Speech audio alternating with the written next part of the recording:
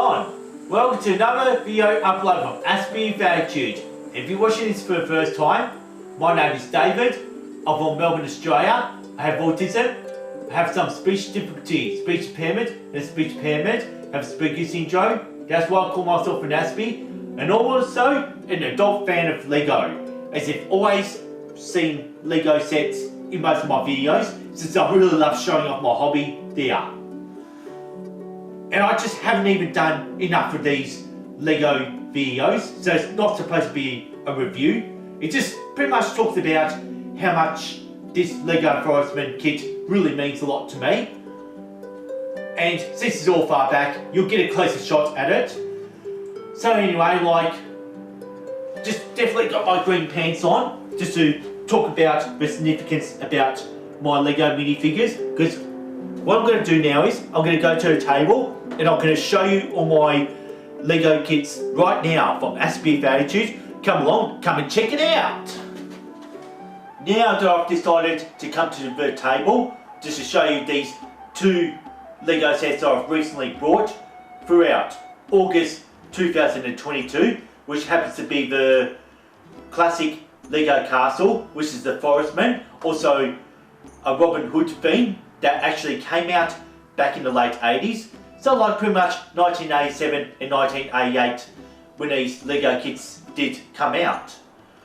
The story behind it is that I could only remember when I used to live in Sydney, when we did have a handful of Lego, and once it comes to Lego minifigures, we're talking about leg pieces.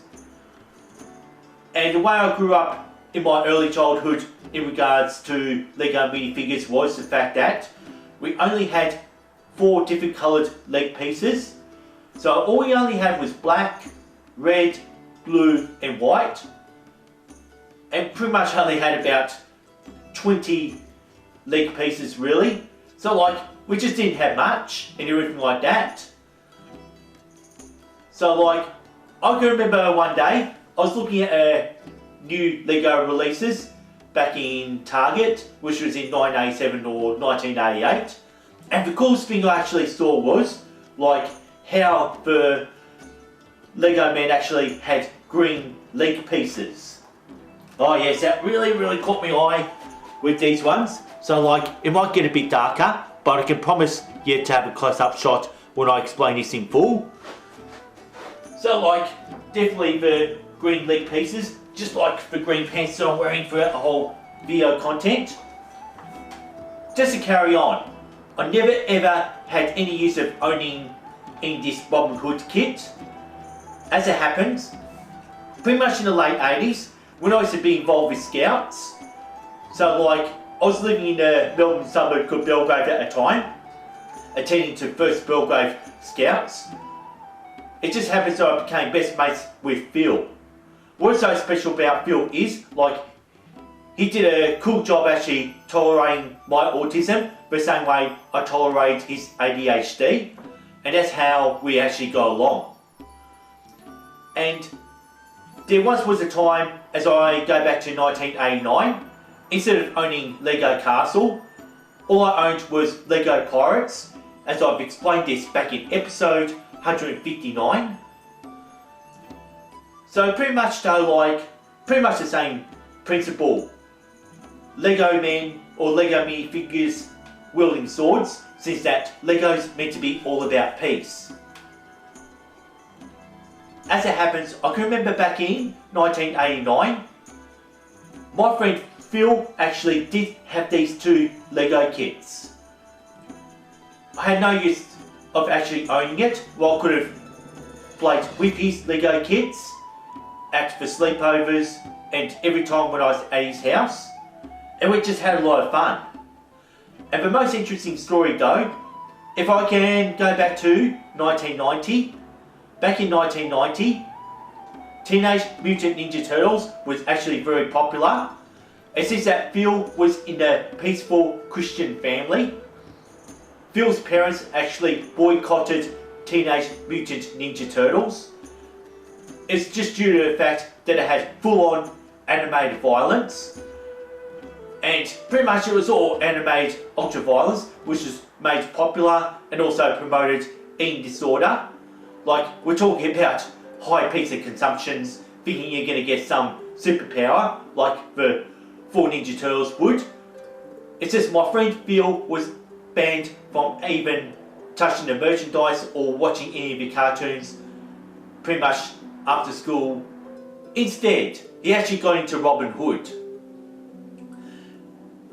And as it happens though, like, I can just show you me walking through Sherbrooke Forest. That's the environment that me and Phil grew up. We grew up in this real foresty environment, which actually set a real cool vibe for Robin Hood, since that my friend Phil actually kind of really idolised Robin Hood and everything like that. Out in front of his house, he actually had a little fernery hideout. Pretty much like Phil used to be Robin Hood and I used to probably be Friar Tuck. Well, the best thing about Robin Hood is you can always change the dynamics, you can always take away the violence to have a peaceful play. So like, this is all about peace here. That's what Lego represents to me. And pretty much though, like, stealing can be actually just as traumatic as violence. Well, there's never any need to steal. What you can just actually do is go through a forest, find hidden treasures, and what you can do for hidden treasures is you just give it to the poor and that's it. That's actually just the peace that Phil's parents wanted, apart from taking part in Teenage Mutant Ninja Turtles. And I'll just give you a bit of a close-up shot of what the sets are then.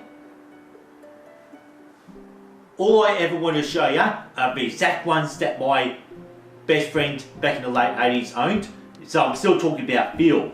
So like, I'm 100% sure he actually owned these 2 Robin Hood sets or Forestmen sets. Well, this is all I can remember. So like, this is only just recently, pretty much at the end of August 2022 and start of September 2022, that like this one here, I'll just go around to know what I'm talking about. There.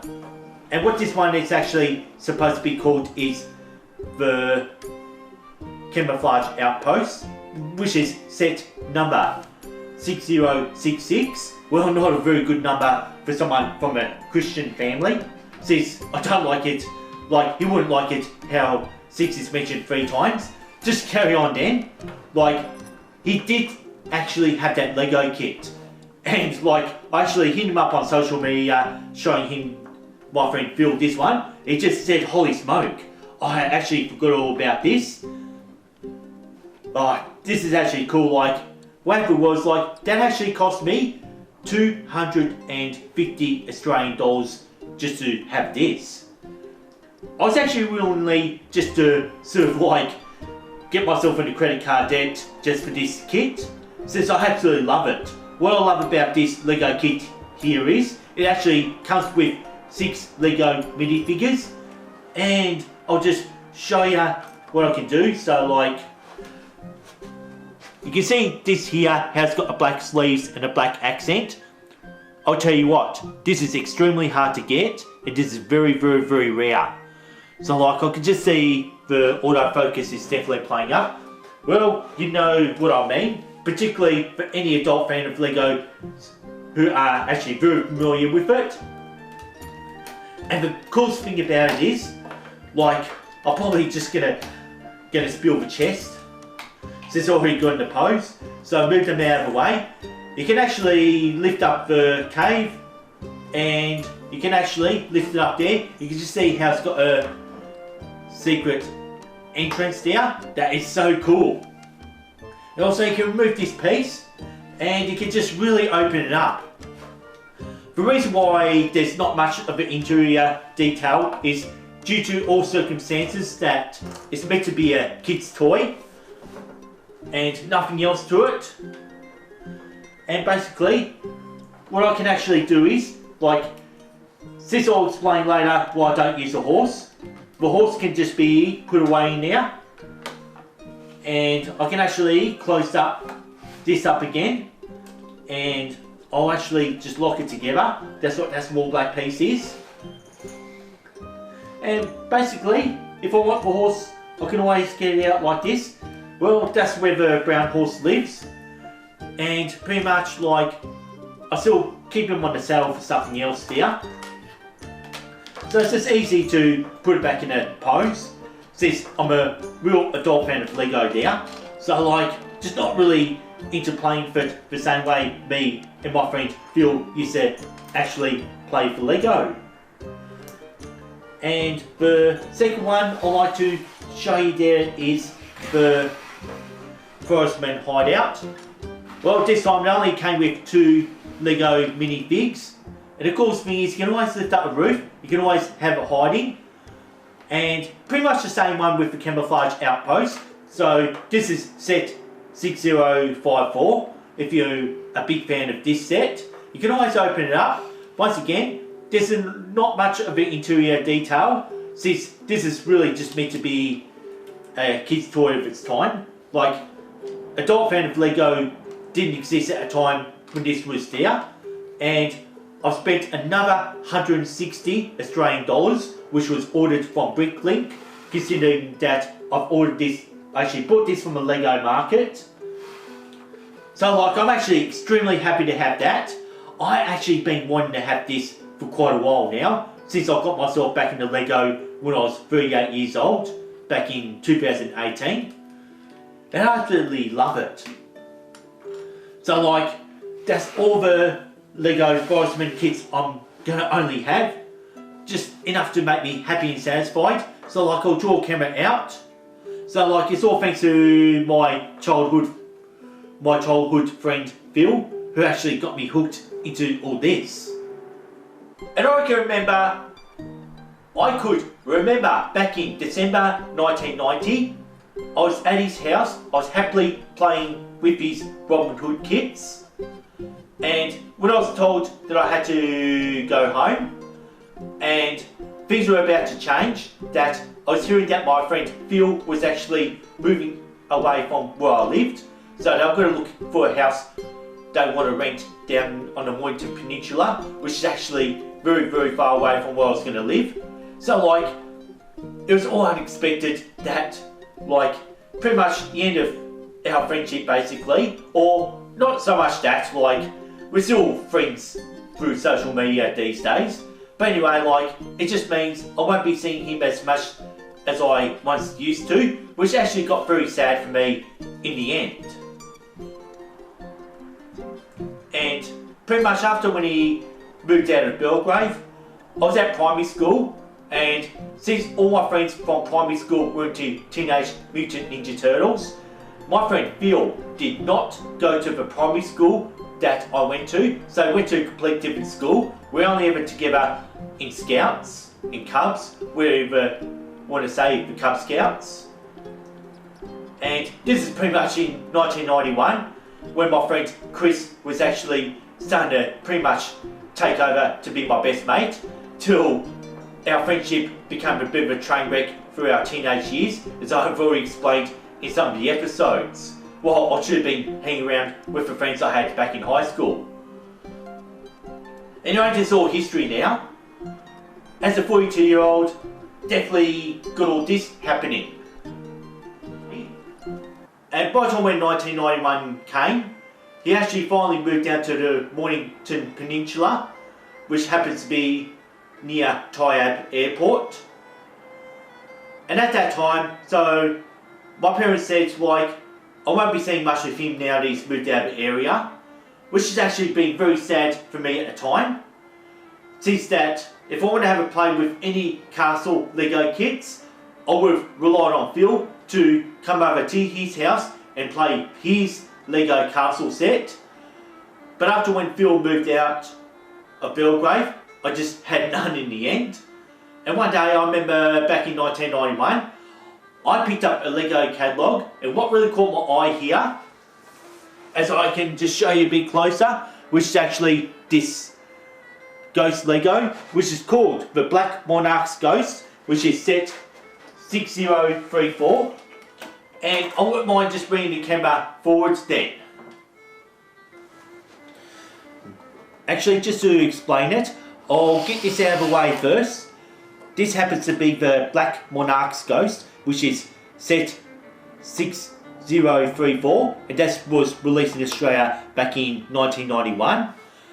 I can always remember when I did pick up a Lego catalogue at the start of the age of 11, and the ghost here actually caught my attention. I remember every visit I had at Kmart or Target, I always used to have the Lego kit in my hand, and I used to be pretty much like Veruca Salt, if you know Willy Wonka and the Chocolate Factory. The answer is no, because as it happens though, like, I used to always leave my Lego on the floor, especially playing with my brother, since like he loves smashing things about, especially in the wake of the first Gulf War back in start of 1991. And around about that time, I was expecting a younger sister named Catherine, so like I wouldn't be able to have any Lego all over the floor, just in case if any went in my mouth. Because at the time, like, I've never ever owned a Lego horse or a Lego knight, so like I was more into the Lego Pirates theme. And it wasn't till Christmas 1991 this had ended up under the Christmas tree. It was 4 days later. I wanted more Lego Castle, and I wanted more Lego Knights. So this is Castle minifigures, which is set number 6103. And since I told you about how my friend Phil moved out of my suburb, you can just see I finally got a chance to own the Forestmen here, the one with the green leg pieces. And as I actually removed these two, you can just see how I actually got other medieval Lego figures. I'll give you a closer look. So like, you can just see how I've got a Crusader Knight, 2 Black Falcons, and a peasant or civilian. That's where it actually came in, which is an absolute bonus. And pretty much, this is just so cool, like how this was my medieval army here. And also, plus, there's a civilian and just 2 of the Green Forest men. And pretty much, that's all I had up till that. Before I started high school, I really had to lay off on my Lego, which I never did until I was actually about 15 years old. So anyway, let's just zoom the camera back out. So like, that's all I pretty much had when I got to the age of 12, which were the last Lego kits that my parents had ever bought me. You know what it's like when you're 12 years old, especially being a kid of the 80s who grew up with Lego and really loved Lego as an 80s kid. Back in those days, adult fan of Lego did not exist. It was a thing in the 80s and the 90s. Once you're 12 years old and you reach the age of 13, it's highly expected that you definitely stop playing with Lego for good. You just don't think any more about it. And maybe I should be distracting myself from maybe thinking about the opposite sex. And that's what growing up was all about. Just leaving your infancy and your childhood days behind and just moving on forward to get through your adolescence and eventually becoming an adult. And how we say, like, just never ever lived like this at all. And now that at the time of this video upload, I am 42 years old and 30 years on since I was 12 years old, of course. And here it all is once again. The Lego castle that I used to have when I was 12 years old. So like, I'm going to switch back to the Forestman kit just one more time, just to show you how a 42-year-old displays their Lego Forestman castle kits then. And what I actually like to do now is, I actually decided to get up. I'm just going to grab the base plate and I'll grab this. As it comes down to, there's 2 other Robin Hood sets that I'll never have, which happens to be the Forestman Crossing, which is set 6071, and the other one is Forestman's River Fortress, which is 6077. The reason why I'm never going to have these Lego kits is because, like, there's more to Lego than Robin Hood or Forestmen, just what you're seeing here. And I just like to keep everything on a single base plate, which gives it a good diorama. I can always have a way to tell a story, and actually just really like the way how they can sit next to each other. As I come in a bit closer, you can just see how I've got these bricks here. The purpose of these bricks there is, I could always do is, I'll grab this, and pretty much it just all stays in its place, and I just basically grab the tree,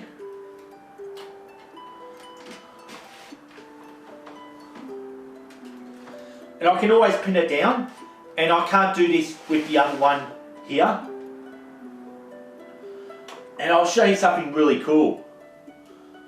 So, like, instead of using the horse, I wouldn't mind actually coming in a little bit closer, and I'll show you this one. Since they're forest people, I thought it's actually absolutely wicked how they're riding a giant elk instead of a horse.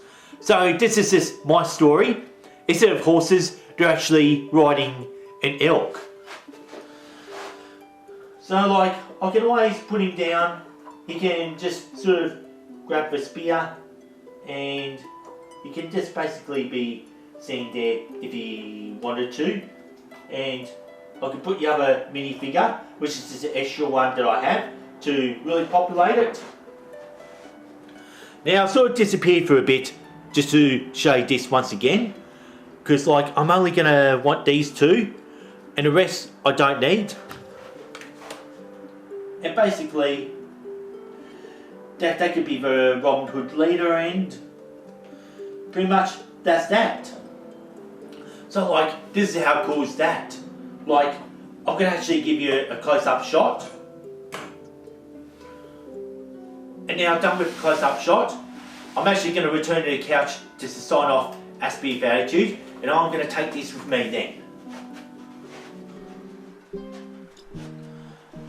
And now I'm just going to actually put this back in its place, since I've actually finished talking about it. And also, plus, I'm going to get that fidget spinner back in my fingertips now, because, like, this is where the video is going to come to a close.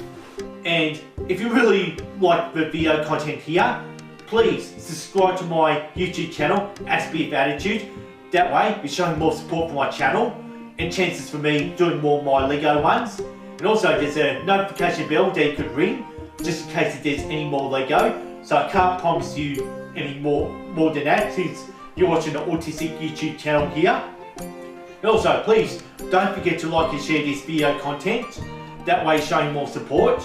And also, plus, I want to show you that I did once talk about my Lego Pirates back in episode 159. And there's episode 211. Since I think I might have said 111 by mistake. Anyway, here's the thumbnail. You'll see it at the very end. And I just don't have a stop start animation, since it just takes long for me to make. And this is how I actually finish this one off.